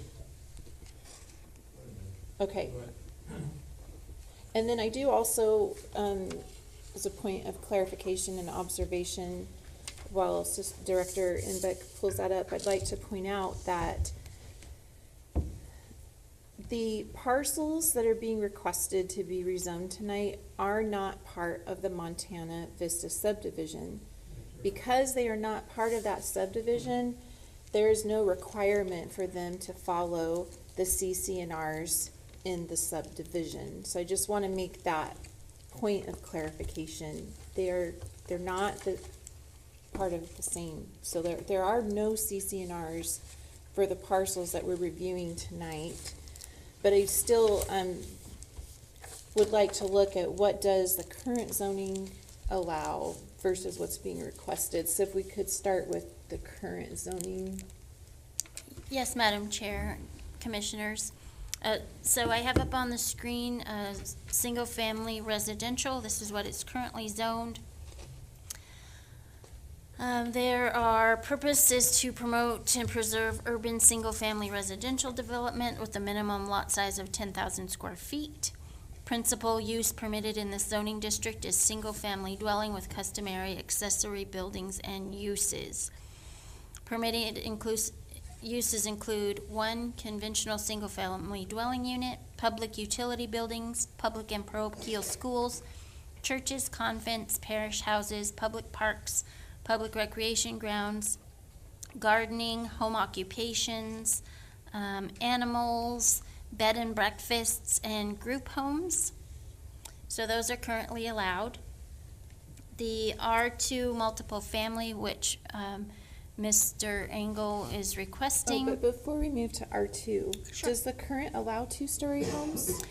Yes, the two-story is something that is in their CCNRs. It is not a city code. Okay, so current zoning does allow two-story. Yes, So they really, could- two-story, the concern for two-story, it's not gonna matter if we Correct. change the zoning or not. Correct. The way it is now, somebody could purchase these lots and build a two-story home. Correct. I just wanted to make sure that was correct. Yes. Do you have a question? Yes, so with that, like, as it is now, we will be 2 stories for homes. That doesn't mean like a lot of rent. Correct. And a lot of traffic. Would and it lot just of- be a two-story, So not that's a? kind of part of it. Right. It'd be, currently the zoning allows for 1 single residence, but it could be a two-story, not a three-story, right? Just, Well, it does allow for a group home also and, Okay. and a bed and breakfast, so those could be 3? taller, yeah. Okay, so single residence could be a two-story, group home, bed or breakfast could be higher than two-story. May I make a comment? So in the CCNRs, it does state that our height restriction is 26 feet. The height restriction, I believe, for R110 is 30 feet, where when you go to an R2, it goes up to 40 feet. So that is quite a big difference. Okay, so R1 says 40. Yes, we'll get to that in the Okay, go ahead. restrictions.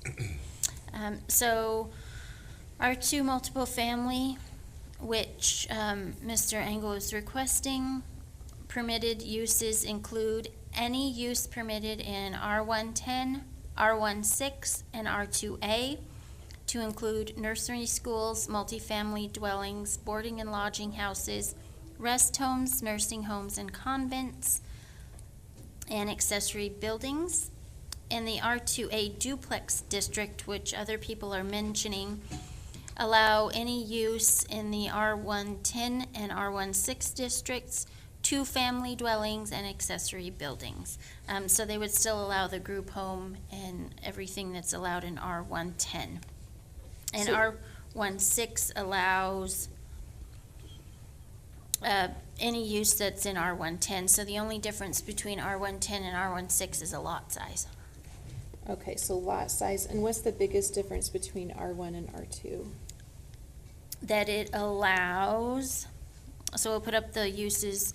So any use permitted in R110, nursery schools, which R110 already allows a school, multifamily dwellings, so it could be a larger apartment building, but these parcels are not big enough for that. A rest home, does the rest home mean like assisted living center? Yes, Okay. and those are federally illegal to exclude. Any homes of that nature are federally Okay. illegal to exclude from any residential category. So what's the biggest difference between R2 and R2A, the duplex?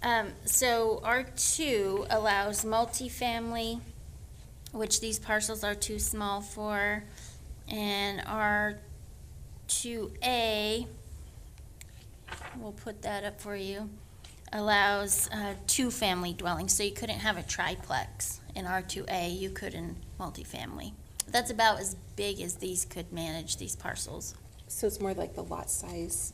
So R2A would still be a duplex. It just could not be a triplex or Yes. fourplex, where R2 could be a triplex or fourplex. Yes, and highway commercial, which a lot of these properties are zoned, would allow any use in C1 zoning, art shops, automobiles, sales rooms, bowling alleys, cabinet carpenters. So a lot of these, those lots are too small. So that's where yes, this long list of uses are allowed in a zoning category, but the individual parcel also limits how it can be developed. Okay. Does anybody have any questions about the zoning or the differences in zoning? Anybody? Okay, thank you. I just wanted to try to wrap my head around those differences, and also just wanted to confirm that currently a two-story could be built, and currently CC&Rs are not part of those parcels. Correct, and I will show you, so we're in residential 2. I will click over and show you. These are the setbacks and size regulations. So a building height in R110, you'll see towards the bottom right of the screen, it can be 2 stories. R16, it can be 30 feet tall. It can be 30 feet tall in R110. R2 multiple family, it can be 40 feet, so it's a 10-foot height requirement. But they still have to have 2,000 square feet per dwelling unit for the first 3 and 1,000 square feet for the dwelling unit thereafter, so that also limits the size of the development. And they can only have a minimum lot coverage, a maximum lot coverage of 50%. So R2A, was it 30 feet? 30. Yes, and R2A is 30 feet, and then here, And R2 is R2 40. multiple family, they have to have 2,000 square feet per dwelling unit for the first 3 and 1,000 square feet thereafter, and it can be 40 feet tall or 3 stories. Okay. So the size of the development is greatly limited by the size of the lot. Those are 2 separate lots. Okay. I know we've had other meetings where highway property has come up before, so forgive me if I'm repeating a question I've asked before, but I do know that ADOT has ingress and egress requirements. Yes, ma'am. And they have those whether it's a commercial property or residential property? Yes, they, before any development happens, they have to review the plans. They determine where the driveway is, what can be placed near the driveway. The Arizona Department of Transportation determines that. Do those requirements affect or differ from our setback requirements that we'd have for the front? They are different. So our front yard setback in multiple family is 20 feet. What Arizona Department of Transportation regulates is how close the driveways can be together for the speed of the highway. How So close they are to, each other. So for instance, they would need to be 25 feet apart. They often require traffic studies before development also. so you're saying if it was a duplex that had 2 different garages, they'd have to be 25 feet apart? Whatever requirement they have, yes. Okay. They have to review any development that's off of a state highway. So that would be done at the permitting process? Yes, When ma'am. when the plans are submitted for a permit, ADOT is going to review them? Yes, ma'am. For ingress and egress? Yes, Okay. they are a part of our development review process for any highway frontage property, whether it's commercial or residential. Any other questions? For the commission, this is, sorry, Nice the try. commission's, anyone on the commission have a question? Okay, drainage, I do want to talk about drainage. Currently, Montana Vista, the property, the lot sizes are big enough that there was not a requirement for retention field. The properties drain, I guess, well, the way they were graded, although that was discussed tonight that they wanted it to be looked at. If someone were to build on the parcels that are being reviewed tonight, the city engineer would also review those for drainage? Yes, a drainage and grading report would be part of their site plan submittal. and they cannot cause any flow post-development that was not there pre-development. So they would have to show their runoff pre and post-development, which also limits the size of the building because you have to have on-site drainage control. Okay, and another thing that was brought up tonight is like a 9-foot wall. Is that even anything that could be requested? We could speak to the building inspector, but I'm not sure you could do anything over 7 feet. Yeah, I But we thought we so. could speak with him.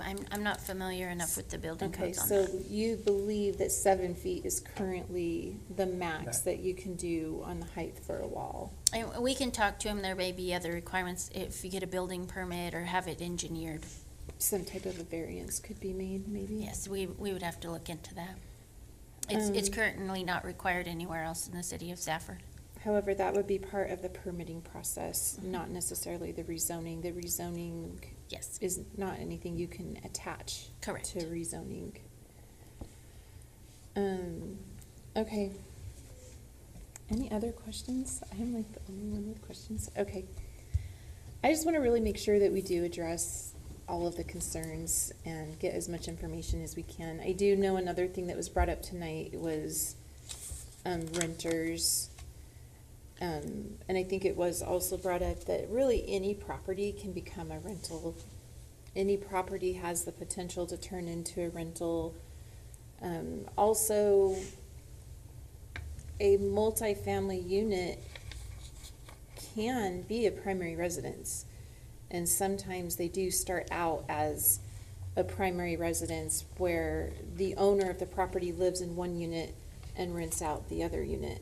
So, I mean, just want to put that out there, that sometimes a duplex or a fourplex starts out as a primary residence and they rent the other units. My son is looking into doing that. I have a sister that has done that before, so you really don't know who is going to own or live in your property or be your neighbor, whether it is a multifamily unit, like a duplex, or whether it's a single home.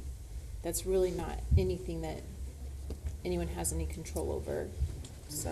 I've got a question.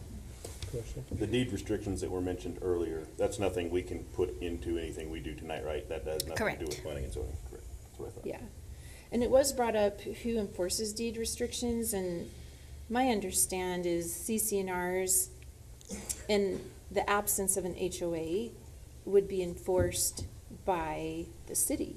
No, no, No? no, ma'am. Okay, so could you help us with that? Yes, the CCNRs will spell out who is in charge of enforcing them. The city only enforces city code. So if it's not listed in the city code, the city has no enforcement authority. Okay. So that's a private agreement among the property owners, and it would be listed within their agreement who is responsible for that, and it's generally the homeowners as a group. Okay, so the CCNRs will spell out who Yes, ma'am. enforces those. Yes. So there was a question tonight about who enforces them, so I don't know if we remember who asked that, but if we could try to let that person know, if we could try to find out and let them know what the CCNRs I know who does. specify. You do? Yeah, they're not being enforced. Oh, okay, so it does spell out currently who should enforce it, but you feel like it's not happening? Okay. Well, I know it's not. Okay. So then that's something that I guess they need to have the homeowners a meeting? Yes. To discuss that? Mhm. Maybe create an HOA or something? I don't know. Because HOAs aren't always bad. I just want to put that out there. All right, I guess then that's, everything's been reviewed. There's no questions, any comments or discussion? I mean, I feel like, the biggest concerns have been property value, safety, conforming versus non-conforming, which I do feel like the purpose of a general plan is to try to help development conform. You know, and as what was brought up tonight, like right now, Graham County all over has a lot of neighborhoods where they're not really conforming. And so kind of the purpose of the general plan is as we move forward and we develop and we build, that we try to make things where they are more conforming. So I can see the desire and the need to try to keep things the same, but at this, also I am a big believer in private property rights. But in my opinion, I'm just gonna say it has been brought up tonight that R2A would be a better fit, and I personally do agree. For it to be rezoned for something other than single family, I do think R2A would be a better fit for what's currently existing. Madam That's just my Chair, opinion. that would be a decision for the applicant. Okay, but it could also be a consideration for a recommendation on the rezone. It can, yes. and So, I guess he- I'm just saying, it could be a reason for a recommendation to not approve. Yes, it can. Is And- because if we feel like it's not the best option for the neighborhood. Yes, you could recommend R2A. Mr. Engel originally came in to change it to highway commercial. And so this was a balance between his highway commercial request and the more restrictive. And then if a highway commercial request would still have to come. Yes. To be reviewed. Mm-hmm. Okay, you guys are really quiet. There's a lot of information to go through. Right. I feel that with a better option, I agree with you, first of all, that the R2A, or R2A is the better option here, because of, I mean, if this wasn't such an established area already, I might have different opinions, but we've heard from many here that have built their dream homes in a subdivision that they didn't think they'd have to deal with this type of building at the entry, and some of their concerns are, I mean, obviously they're more valid than others, and I'm really concerned with the one entryway into the subdivision. There's only one in and one out right now, and adding to that would cause some major congestion and bottleneck, and the gentleman who brought up when I-10 is closed, nope, it would be a complete disaster. I agree with that. I think there's better options. I think that, and without I know that this is the process, but I'm not a huge fan of blanket changes without plans. I just am not in anything. We've seen that before here as well. So with all I've said, I would recommend a denial.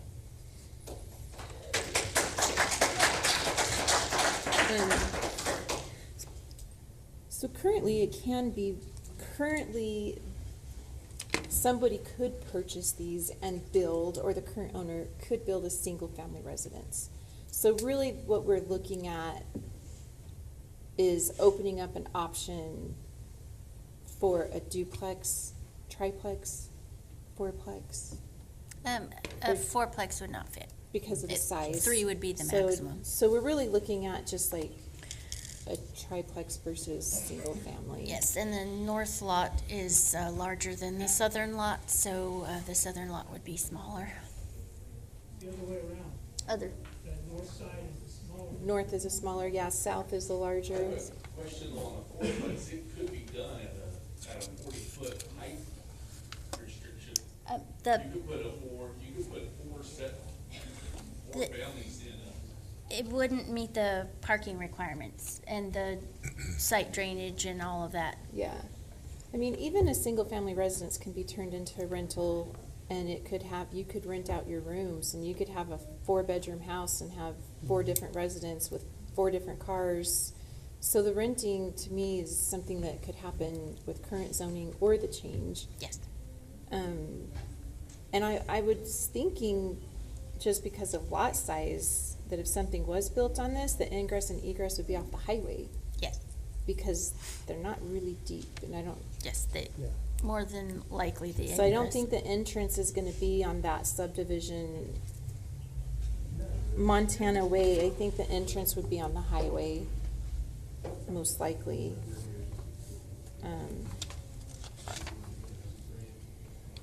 Okay. If there are no other questions or further discussion, I'm just gonna give one last chance for any questions or further discussion. No? Madam Chair, you have a motion, you'll need a second for discussion. Yeah. So, do we have a motion? That's what I was getting at next. Yes, is- you have a motion. Okay, so You'll we have a need a second. motion. To deny the rezone request. Okay, do we have a second? Second. Okay, all those in favor say aye. Aye. Aye. Okay. Motion passed is unanimous, so, thank you everybody for your time, and thank you for the presentation, Mr. Engel. I really do believe in private property rights, but I do feel like there were a lot of concerns tonight.